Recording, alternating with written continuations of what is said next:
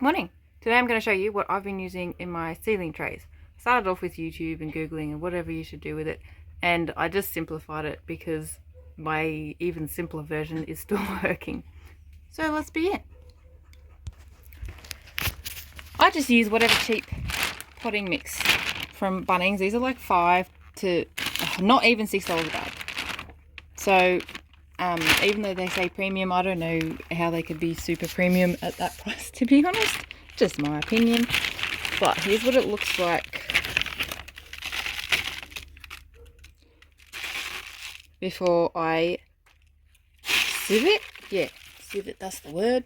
Anyway, cheap here. I use one of these because I can't be bothered trying to buy a sieve. I tried to use that one, but I think the holes are actually too small, so I kind of gave up. Anyway, I chuck it in here and then shake it around like crazy over this thing. And then it looks more like this. Much finer. And hey, check this out. What comes out of it looks like mulch. Super chunky stuff. So I just save the dregs, if that's what you want to call them. And then I reuse them in something else, like if I want them in another part of the garden somewhere, whatever. I don't just throw it away because I'm trying to be resourceful here. So these trays, I think, are purely just that sieved.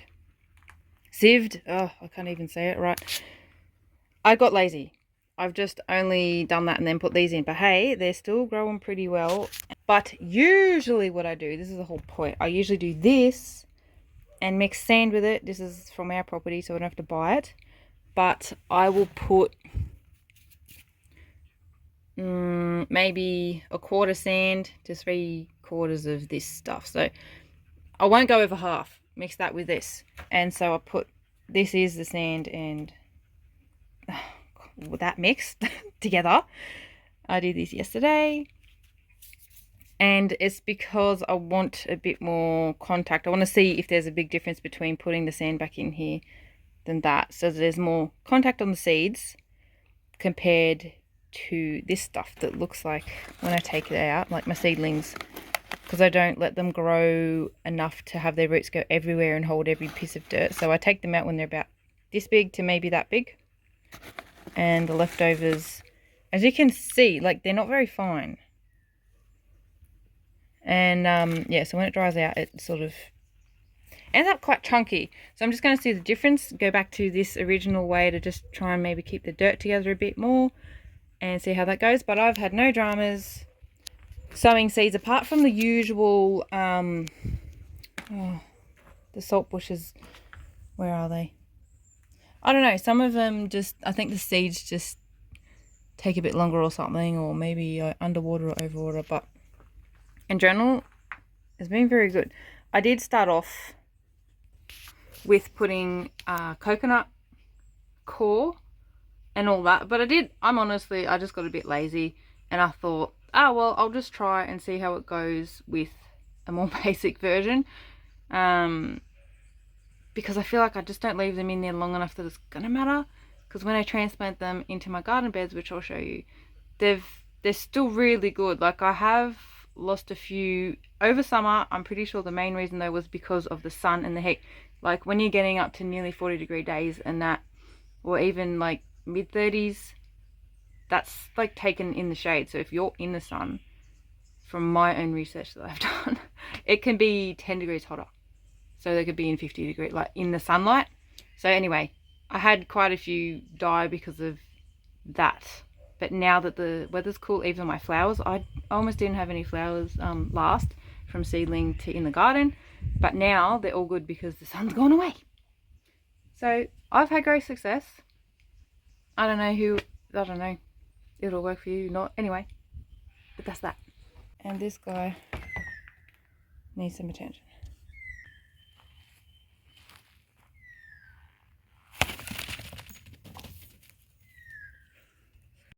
So this is the tallest one I got out of my seedling trays.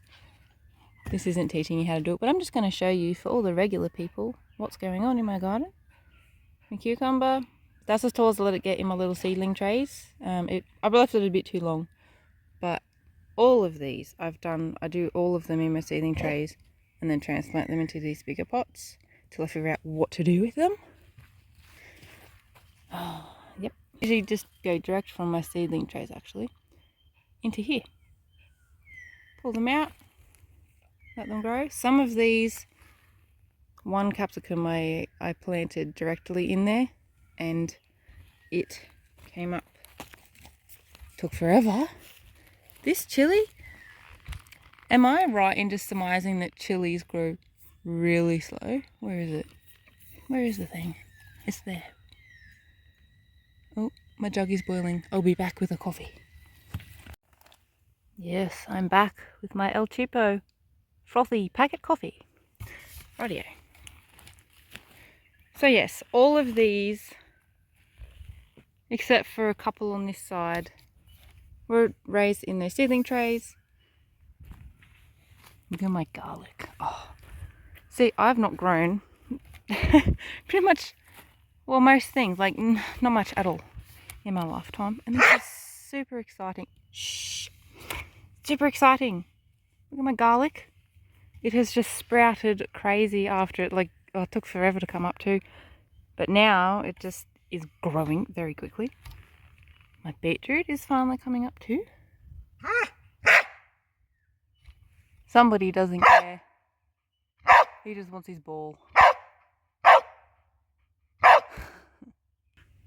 I also did direct sow onion in here in a previous video. You've seen that, but no, I don't know how long they're supposed to take to come up. But they just, I don't know, they don't seem to want to do it. I've left them here to see if they still will come up, but I've just had a bit of success. All of these onions in the seedling trays as well, so it's been easier for me to do it that way than directly sow. That's why I'm liking it so much. And here we go. I've been able to harvest some spinach and chard. Had some for dinner a few nights. It's been fantastic getting food from my own garden. Until you do it, I think it's just hard to appreciate. You just can't and won't appreciate it until you can pick your own food and eat it. Watermelon. Queensland blue pumpkin. Look at my basil. I sort of discovered too late I left a few things in the dark for too long, like in the shade. They weren't getting enough. So these carrots were sown not too long after all these ones. Look how big they are compared to these tiny things. So yeah, they weren't getting enough sunlight, so I just moved them the other day. Yeah, figured something out without trying to. And look at my potatoes. Ah, I'm getting potatoes. So exciting. I'm going to eventually make this garden bed bigger.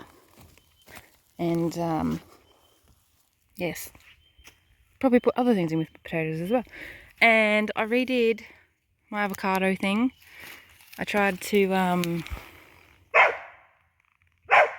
plant him higher off the ground than what I did before.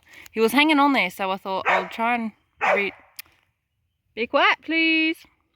And oh my goodness. Oh, shut up. Hey, shut up, you. Anyway, I replanted him, and because see, he's getting these little tiny little things growing on the top, and I thought, well, if you're holding on, I'm going to try and give you a better place to live. So I did. Anyway, I'm going to end this because somebody wants the ball thrown forever. So until next time. Hang on, I can't end it just yet. I forgot to tell you something.